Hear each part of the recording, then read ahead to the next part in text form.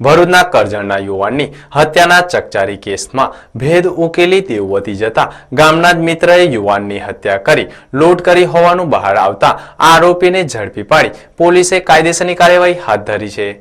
ભરૂચ તાલુકાના કરજણ ગામનો 18 વર્ષીય જયેશ દમામી ઘરેથી મિત્રને મળવા જવાનું કહી ગુમ થયા બાદ તેનો મૃતદેહ ગામની જ કેનલમાંથી કુંડીમાંથી મળી આવ્યા બાદ પોલીસે પણ લૂંટ વિથ મર્ડરનો ગુનો નોંધી આરોપીને ઝડપી પાડવાના ચક્રો ગતિમાન કર્યા હતા, જેમાં હત્યા પાછળના કારણને તપાસ હાથ ધરી હત્યારાઓનું પગેડું મેળવવાના પ્રયાસો હાથ ધર્યા હતા અને પોલીસે યુવાનના ફોનની વિગત મેળવવાની સાથે પોલીસને પણ ગામના પંચાયત ફળિયામાં રહેતા વિક્રમ ઉર્ફે વિક્કી બુધિયા વસાવાની શંકાના આધારે પૂછપરછ હાથ ધરતા પ્રાથમિક તબક્કે તે ભાંગી પડતા પોલીસની શંકા હકીકતમાં પરિવર્તિત થઈ હતી અને અંતે આ ચકચારી હત્યા પ્રકરણનો ભેદ ઉકેલાતા વિક્રમ ઉર્ફે વિક્કીએ તેમના માથે દેવું વધી જતા મિત્ર જયેશ દમાનીના ગળામાં રહેલી સોનાની ચેન તેમજ કડી લૂંટવામાં પ્લાન ઘડી કાઢ્યો હતો। આ યોજનાને અંજામ આપવા વિક્કીએ જયેશને મળવાના બહાને બોલાવી તેની પાસે રહેલા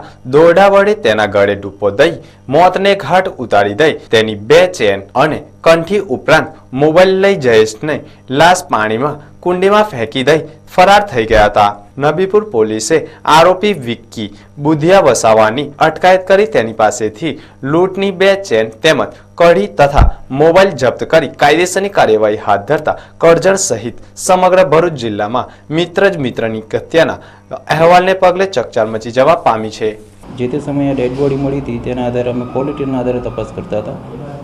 કોલ ડિટેલમાં આ જે હાલનો આરોપી જે પકડાયો છે વિક્રમ ઉર્ફે વિકી બુધાભાઈ વસાવા લાસ્ટ કોલથી જે એનો કોલ હતો તેના આધારે એની પૂછપરછ કરતા એણે કબૂલ્યું કે એના ફાધરની તબિયત ખરાબ હતી, તેને પૂછપરછ કરવા માટે ફોન કર્યો હતો, પણ ખરેખર એને કડકથી પૂછતાછ કરતાં એણે કબૂલી જોયું કે એ જે તે સમયે જયેશને મળવા માટે બોલાવ્યો હતો કેનલ પાસે અને કેનલના પાસે લઈ જઈ અને તકનો લાભ લઈ તેનું ગળું દોરીથી દબાવીને મૃત્યુ નિપજાવેલું હતું અને તેના પાસે રહેલ ગુનો કરવાનું કારણ એ હતું કે એને જે કે 90,000 રૂપિયાનો દેવો થઈ ગયો હતો। એ દેવોને પહોંચી વળવા માટે અને આર્થિક સંદામણ અનુભવતો હોવાથી મરણ જણાના ગાળામાં જે સોનાની ચેન પહેરેલ હતી તેના લીધે તેનું મર્ડર કર્યું છે અને આરોપીને સતત પૂછપરછમાં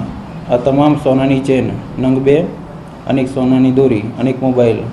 રૂપિયા 30,500નો ટોટલ મુદ્દામાં રિકવર કરવામાં આવ્યું છે। એ માત્ર ને માત્ર 9,000 રૂપિયાનું દેવું હતું।